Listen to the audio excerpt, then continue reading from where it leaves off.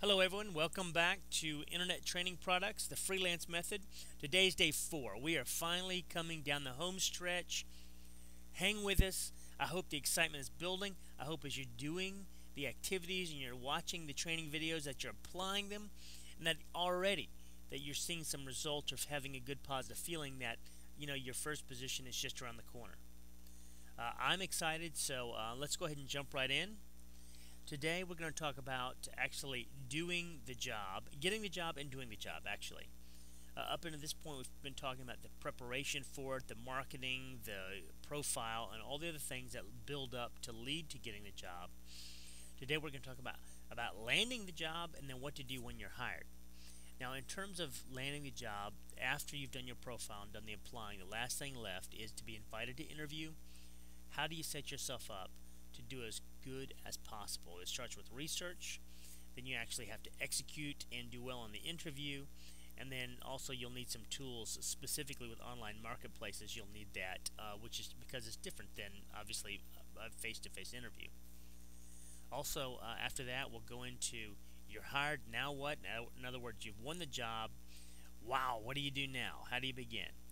Well, obviously, you're the subject matter expert. You know what to do in terms of the job itself, but then there's a few tips about being a freelancer which should help you to get off on the right foot and get going. Okay, landing the job, interviewing. The first point is research. The more you know, the better your chances of getting the job. And it's just simple as this. Imagine you are talking with a neighbor that you grew up with. You know the person, you know where they live, you know their lifestyle, you know their likes and dislikes. It's much easier to know that person, to have a great conversation, and to have a level of trust, right? It's because you know them. Versus just a complete stranger or even some acquaintances. There's just no trust. You don't have that level of relationship. Well, when you do your research, you're essentially in your mind establishing a relationship with that company and sometimes even that person. Here's some specific things to do when you're doing your research. You want to look at the company profile. That's an Odesk profile or any sort of freelancing website profile. You want to look at their website if it's available. You also want to figure out who the principals are. Maybe you're talking with one at the interview, or maybe you won't. You're talking to someone who works for the principals, but you want to know them and Google them and look them up. If it's a large company, there are a lot of sources of information: a Dun & Bradstreet, a Yahoo Finance. If it's a small one, you just have to go with what you find on Odesk. You want to become familiar with what they do. And what I mean by familiar is know how they make money. What is it they're around to do? Is to make money. Well, how do they make money really? If you can figure that out, you've gone a long way. You should go and look at Odesk at what others they've hired and the feedback that they've both gotten and given. That tells you a lot about a company, what kind of feedback they leave as well as they get. You want to write down questions. This is key. So many people, they know in their mind they should write down questions, but they don't do it. And I'm going to give you some specific questions that you have to ask. Write down questions about what you find. If you don't understand something, great. If you want clarification on something you find on the website, great, do that too. It only helps you seem intelligent when you ask questions about the person's company. You need to figure out how your USP or unique selling proposition fits in with them, and then how you can use that to position yourself against the competition. In other words, you're looking to make it appear through your research, and then when you get a chance to talk with them during the interview, appear that you are the perfect fit. Okay, I want to show you something before we move on here. Alright, I'm signed in not as Jack Pepper, but as one of the, just a fictitious company. And I posted a job. I want you to see what it looks like from the opposite end of the spectrum. Not as a contractor freelancer, but as an employer trying to make an informed decision. I signed up for a customer. Created a job posting for a customer service expert. When I click on it, it takes me to the candidates. And as you see, Odesk says the following candidates meet all of your preferred qualifications that I input. And right now I have 35 actually applied. 34 have applied, and they range from $2.22 to $20. So I have a lot of information. And see, this is why I tell you that cultivating a great reputation is key. Look, this person has 3 feedbacks and they're all 5.0s. They're all perfect. She's only gotten perfects. That's very, very compelling when you're looking to hire. But I don't have to stop there. I can see her rate. Look, this is the first line of her cover letter. Again, I stress, make your cover letter strong and relevant, and especially that first line, which is going to pop up. Make it powerful. Don't just say, hi, I'd like to apply for the job. That is a waste of space. Don't do that. If I want to find out more about Althea, I can click on this and look at her profile, her cover letter, and this is the profile we're all used to. I can see what type of work she's done. I can see how much she's charged. I can see what feedback.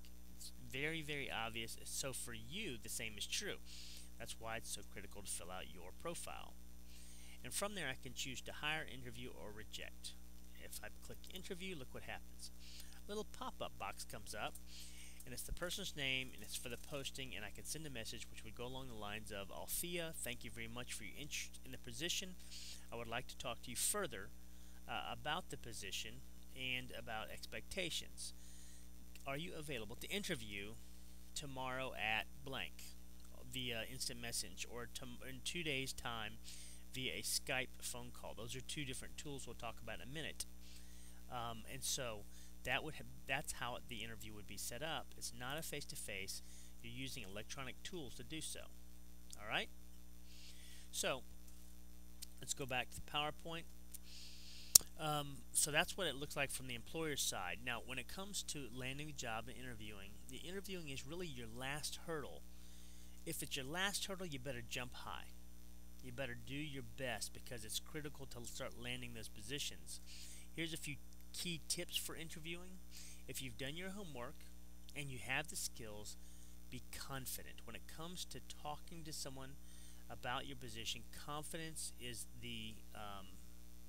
probably it's the special sauce. It's the critical factor. If someone comes across confident, like they know what they're talking about, it's a winner. When it comes to interviewing, I want you to have your opener in mind. In other words, it's easy to get tongue-tied because you're nervous during an interview. Therefore, have in your mind set clearly what you're going to say first. Hi, my name is Jack Pepper. Thank you very much for your time. I want to be aware of your time, so I'd love to go ahead and get right down to it. What type of questions do you have for me? Something like that is very smooth. It gets right down to business. Or you can say, now, what part of the country are you from? And then you don't have to ask where they're from. You can actually see that in the profile. What part of the country are you from? Get them talking. Use a little small talk. The third thing is create a first impression. Not make a first impression, but create one. Plan it out. Think it through. You want to watch your diction. Watch your grammar. Your voice should be resonant and happy and filled with enthusiasm. You want to try to convey, I'm an intelligent team player, and betting on me is a smart bet. It's a safe bet. Remember, they're trying to be smart and safe. You want to communicate, I'm a smart, safe bet. During the interview, you want to build some rapport. Remember, it's the person you're talking to. It's not the job opportunity that's important. It's the person you're talking to. Try to get to know them. Find any sort of connection with them. Oh, you have 2 kids too? I have 3 kids. Is it a boy or a girl? That type of thing. One of the keys that people miss all the time is tell a good story. They ask you about your experience. They ask you about things going on. Tell them a good story. Here's the way a good story goes.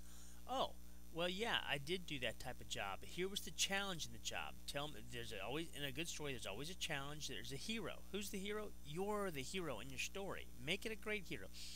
Yeah, when I first moved to XYZ company as a customer service rep, they were just beginning and they really had not established their protocol. I came in, set some things up, and it was amazing. Here's the happy ending. It was amazing how they turned the situation around. And you can always, you can toot your own horn without tooting your own horn. You can say, and my manager was so pleased, they gave me a raise, or they hired me on the spot, or whatever. Last thing is, second last thing is ask great questions. I'm going to give you one great question that you should write down and use on every interview. And here it is. Can you tell me the qualities that will help make someone excel in this position? Can you tell me what qualities that will help make someone in this position excel? anything like that. They're about to tell you, listen carefully to the answer. They're about to tell you what you need to communicate back to them about being great in this position.